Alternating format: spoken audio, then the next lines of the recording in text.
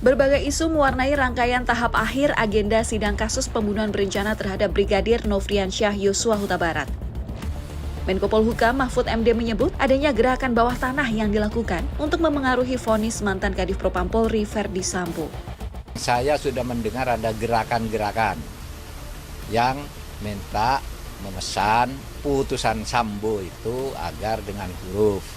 Tapi ada juga yang minta dengan angka. Jadi bukan putusan yang ini yang kesana. Ada yang bergerilya, ada yang ingin Sambo dibebaskan, ada yang ingin Sambo dihukum, kan gitu.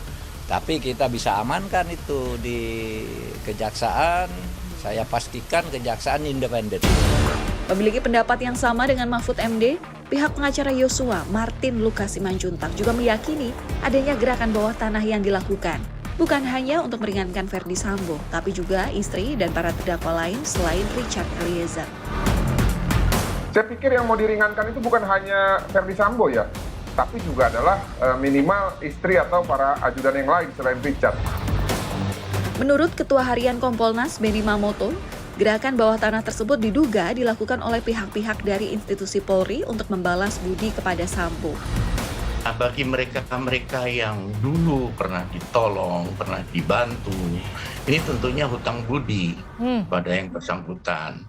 Inilah yang bisa diminta ataupun tidak. Mereka akan berusaha bagaimana menolong balik untuk yang bersangkutan ini nanti bisa dihukum yang seringan-ringannya. Nah, caranya ini tentunya berbagai macam cara bisa ditempuh. Karena mereka juga tahu bagaimana proses hukum ini berjalan, siapa yang harus ditemui dan sebagainya. Inilah yang perlu diwaspadai. Pendapat lebih jauh disampaikan pengamat intelijen Sulaiman. Menurutnya, gerakan bawah tanah yang berupaya untuk mengurangi masa pidana, bahkan membebaskan Verdi Sambo telah dijalankan. Itu kalau bagi saya itu ada itulah keberhasilan. Apakah karena apa? Kita melihat dari awal bagaimana kejaksaan kan tidak seperti itu, selalu ingin kejaksaan maksimum. Tapi ternyata di ujungnya kan tidak. Nah, dengan disampaikannya Pak Mahfud adanya itu, wah ini berarti benar ada hasil itu bisa ada pengaruh dari gerilya yang disampaikan oleh Pak Mahfud. Kan kalau intelijen kita indikasi dulu baru kita warningkan, tapi ini warningnya sudah ada, baru indikasi kita lihat. Nah ternyata antara warning dan indikasi kan ada kesesuaian. Isu ketidakadilan tuntutan juga muncul. Beberapa pihak berpendapat, jaksa penuntut umum menuntut terdakwa Richard Eliezer terlalu tinggi.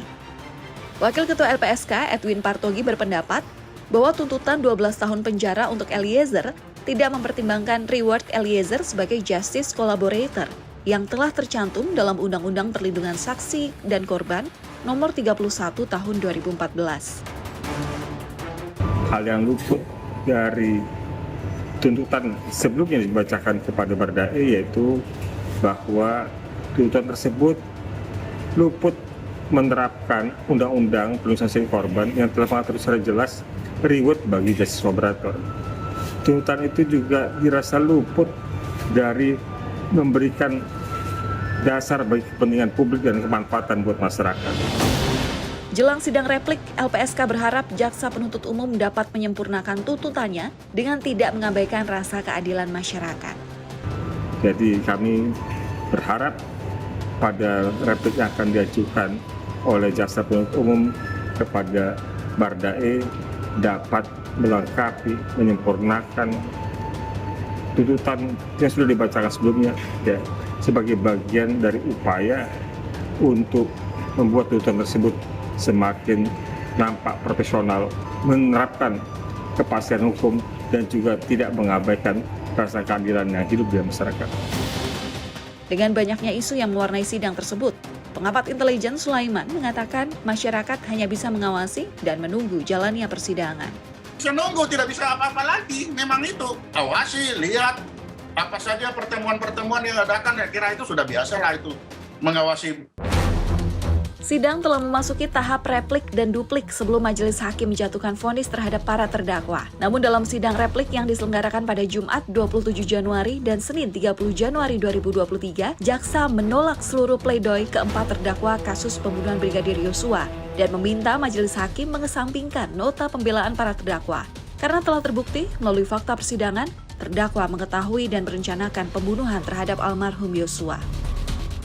Maka kami penuntut umum memohon kepada Ketua Majelis Hakim yang memeriksa dan mengadili perkara atas nama terdakwa Putri Chandrawati agar mengesampingkan dalil-dalil yang dikemukakan dalam pledoinya.